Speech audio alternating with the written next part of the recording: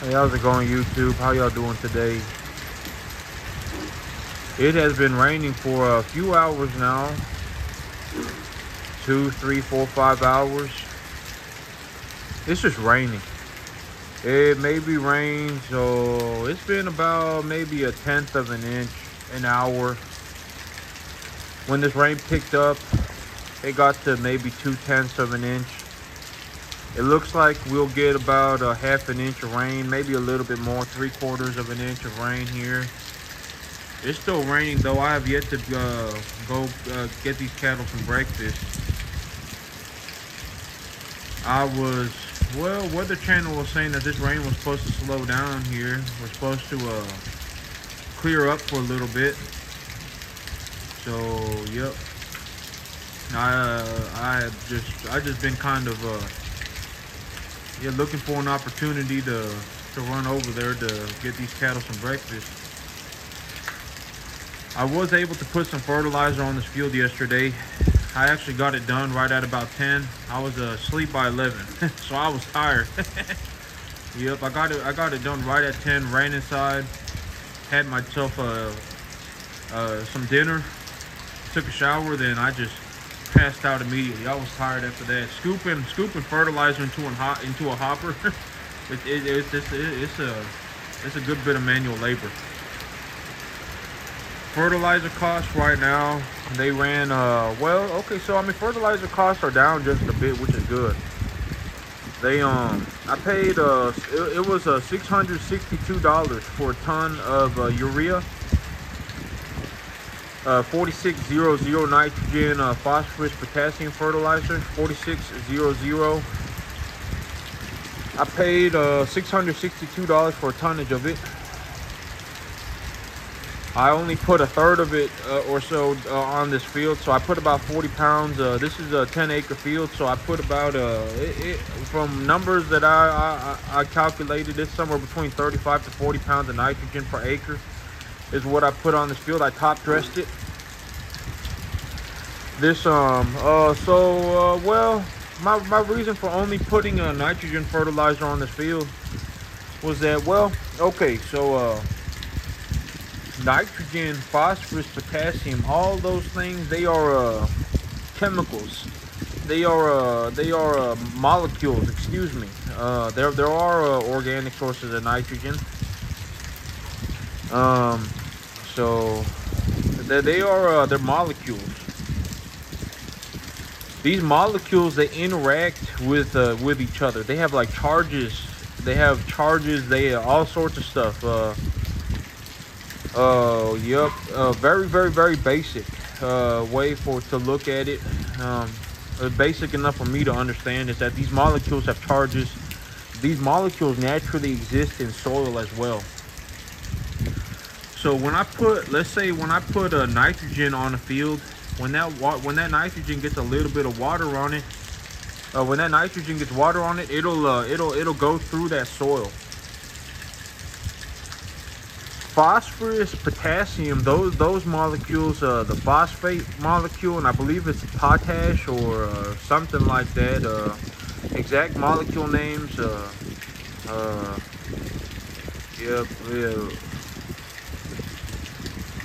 I think it's called potash. Who knows? But I just call it potassium fertilizer. I just call it phosphorus fertilizer. Exact molecule compound that gets absorbed by these plants. Who knows? It's on Google. If I really wanted to know, I could Google it. You know, it barely makes a difference for me. Probably makes zero difference for me.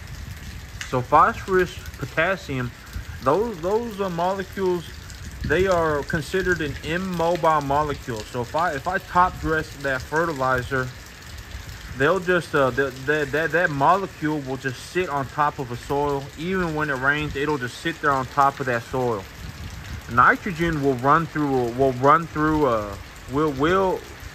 go through soil. So I only put nitrogen on this field because if I put phosphorus or potassium on this soil, or a combination of those two, they would just sit on that soil. So to put phosphorus or potassium on the soil properly, I would need to till it in. So when I get that Sudan grass, when I start drilling Sudan grass, when I start tilling this field to plant Sudan grass, I'll put phosphorus, potassium, I'll put those in and then. So right now I only put a small bit of nitrogen on the field. On this field, I put about 35-40 pounds of nitrogen on this field per acre, it's just enough to really get these plants growing. So yep, that's what I put on this field. It cost me about $250 to cover this whole field in nitrogen fertilizer. So the big reason for nitrogen fertilizer, why it's so important to fertilize ground, why it's so important to fertilize soil, is that these let's say for example me as a human being, or even one of these cattle, when these cattle eat this grass, their body will actually, when they ingest this grass, they will hold on to a part of the their body will digest this grass, so that this grass is essentially stored in their body. They'll digest this grass in a way that it will build muscle in them. It'll put fat on them. It'll build their bones. That calcium that, like, let's say me as a human being, let's say I eat a cow, or let's say I drink milk. That protein in milk, that calcium in milk, is the same protein that is in my body that builds muscle, that creates bones, etc., etc. So when I ingest something, then I excrete it through waste. There is less than 100% transfer of essentially raw material. What I'm saying is that when these cattle eat grass, then they poop, that manure will have less less density of minerals in it than what they had ingested. So this grass, if they ingested grass, that manure that comes out of them will actually have less mineral compound, or, well, okay, that may be a wrong way to say it. Let's say these cattle eat 1 pound worth of nitrogen by eating this grass. Let's say they eat enough grass to consume 1 pound of nitrogen. These cattle, when they ingest it, their body digests it. They'll digest that grass in a way that it pulls. Cattle are able to pull protein from nitrogen, from plant nitrogen, to essentially turn it into beef.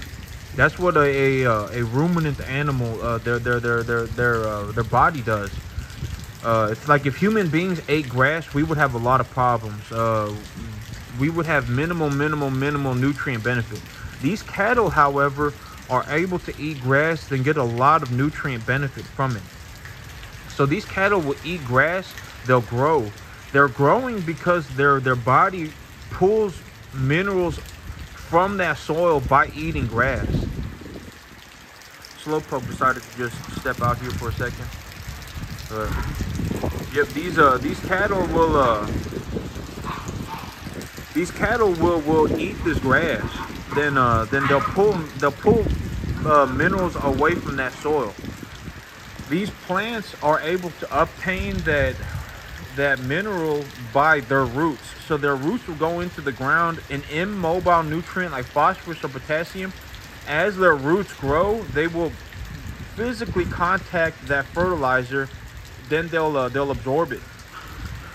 Nitrogen, as it runs through the soil via water, or even if these plants come in contact with it, their roots come in contact with it, they'll uptake that fertilizer. That fertilizer will react in that plant to produce more biomass. These plants will grow because of that fertilizer. Long story short, plants that they are green. Hey, knock it off. They're green because they have this they have this thing called chlorophyll in them. That chlorophyll reacts with sunlight to create sugar, which is energy for these plants. So when there is energy produced in these plants, as well as a mixture of these minerals or molecules, they react in a way that creates plant material. That plant material then gets ingested by a bovine or other animals in this very simple kind of thing that I'm going through right now. Cattle will ingest that grass. The grass will essentially ingest those minerals from the soil via their roots. They'll react with those minerals. They'll create plant matter. Cattle will eat that plant matter. That plant matter will be stored in their bodies to produce beef, to produce their muscle, to produce their bones, to keep them growing, etc., etc. So when they excrete that grass material that they have eaten, there is less than 100% transfer of minerals from what they ingested to what they are excreting. I read that, like, in healthy cattle manure, it's about 50% of their manure is actually bacteria that is in their gut to digest grass material or to digest whatever it is they're eating. About half of their manure is actually bacteria. So, long story short, as these cattle eat this grass, they are pulling minerals, they are pulling nutrients from the soil. So those minerals, they need to be replaced into this soil, or eventually those minerals will be depleted. So one way to do that is to bring in hay from, let's say, an external farm. Let's say I go to a different farm, I bring in hay. Well, that hay will have pulled minerals from somebody else's farm. Then I'm bringing it here. Another way to do it is to feed them something like grain from an external source. So I bring in grain from a different place. I bring it over here. These cattle eat that grain, then they excrete that grain. Those minerals will have been accumulated from a different source, from a different farm. So there are a lot of different ways to do this, to add minerals back to soil. It's cost effective for me. Like, well, it's cost effective. Fertilizing 10 acres right now with the 40 pounds of fertilizer costs about $250. So yeah, it's cost effective. There are good results. I actually, while I was over at that co-op, I picked up, they were having a sale on some Ryman rye grass seed, some winter rye, some partially hardy winter rye seed. I guess a seed that they had left over from last year. They were having a sale on it for $19, a 50-pound bag. So I like to broadcast, when I broadcast seed, I broadcast it at 50 pounds to 60 pounds an acre. So I just broadcasted. I brought in 3 bags. I paid $57 for them. So I went all the way down there. Then I came back one way this way. When I went that way, I planted a little less. Then when I went back this way, I planted a little more. Where exactly did I plant it? I'll figure. Well, I'm gonna have to wait until it germinates because it was about 9:30 p.m. So it was dark out. I just went that way, then came back. Then I had planted everything. I had broadcasted everything. So yep, I paid $57 for that too. I made some money last weekend, so I figured if I would like to spend $60, $55 to just, you know, to learn something new, I would gladly do it. So my big idea was why did I put nitrogen on this field? I saw what those people were doing over there, one town over at those big silage farms. I'm going to see if I can get one cutting of silage here late March, right before I till this all up to plant Sudan grass. I'm going to see if I can get one cutting of silage. If I can, that would be phenomenal. So that's why I decided to fertilize this field. It's also $250. This field needed it. These cattle are going to be here for a couple months potentially. The Weather Channel is saying that there's a 40% chance of rain now next week. So cattle may be here. There's a lot of moisture on this ground right now. That fertilizer went to good use. I planted some, I was hoping to get this bare spot right here. And then this bare spot right here with that Ryman rice seed. We'll have to see. It was too dark for me to see where I was going. So I put fertilizer on this field to see if I could get one cutting of silage on this field. It looks like this rain is letting up a little bit. I may have to run out here. I may have to run over there to feed these cattle here in about a minute or two. Yep, I put nitrogen fertilizer on this field. Put 35, 40 pounds of it. Cost me $225, $250. These cattle are really gonna like it.